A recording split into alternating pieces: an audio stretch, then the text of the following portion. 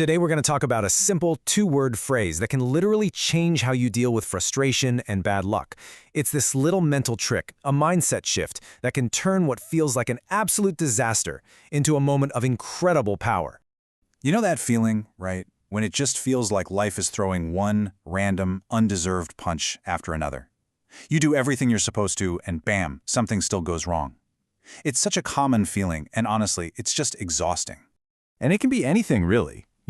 A minor fender bender that was totally not your fault. A boss who unfairly criticizes you for something you didn't even do.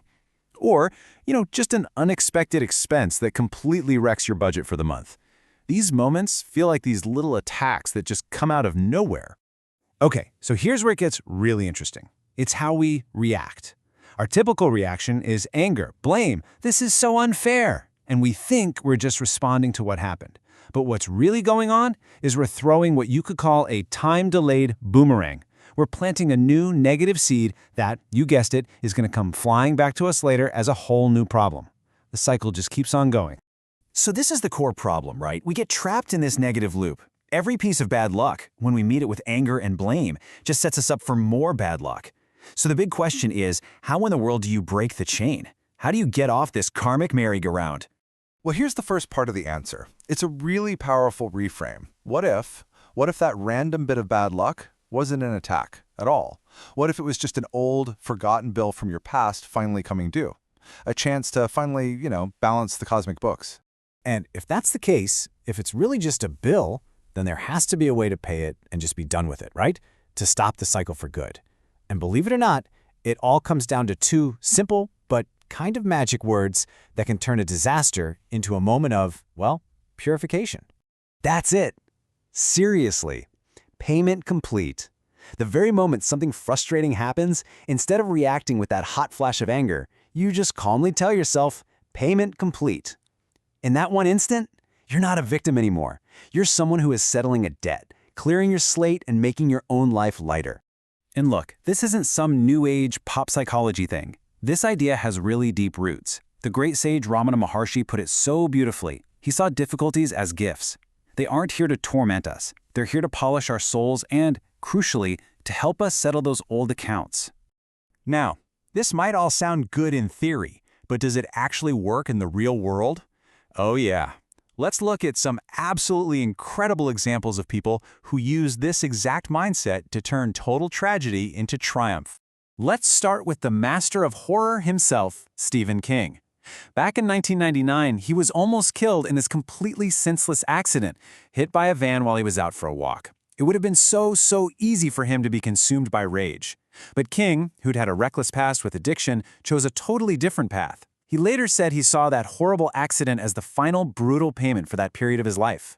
The bill was finally paid.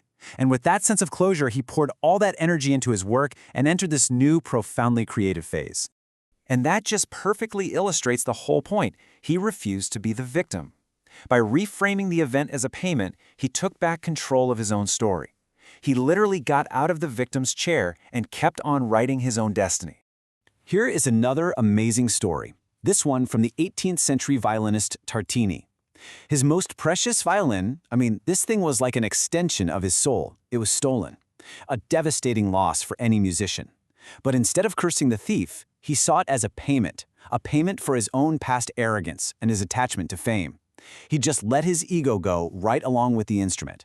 And what happened next is the stuff of legend. Freed from that weight, he had a dream that gave him the melody for his most famous piece of music ever.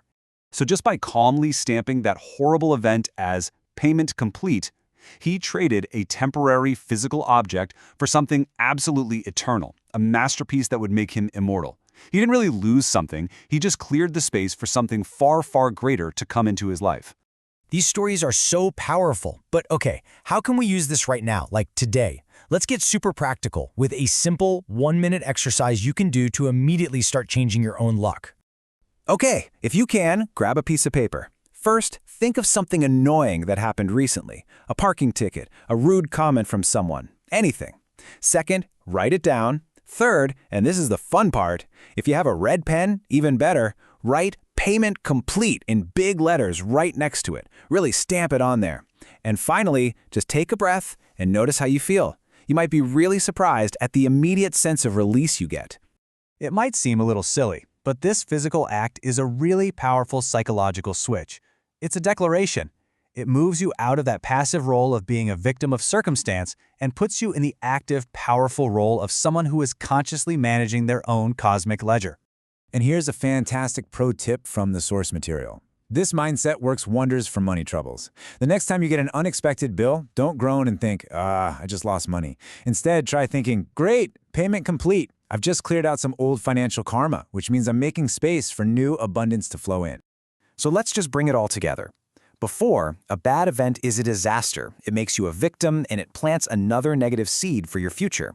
But by applying this simple mindset shift, that very same event becomes a purification. It leaves you feeling empowered with a debt cleared. You don't change what happened, you change its effect on you and what happens next. And that brings us to the final, and really the most important question. This isn't just some interesting theory to think about, it's a tool you can use right now. So, take a second. What frustration, big or small, are you still holding on to?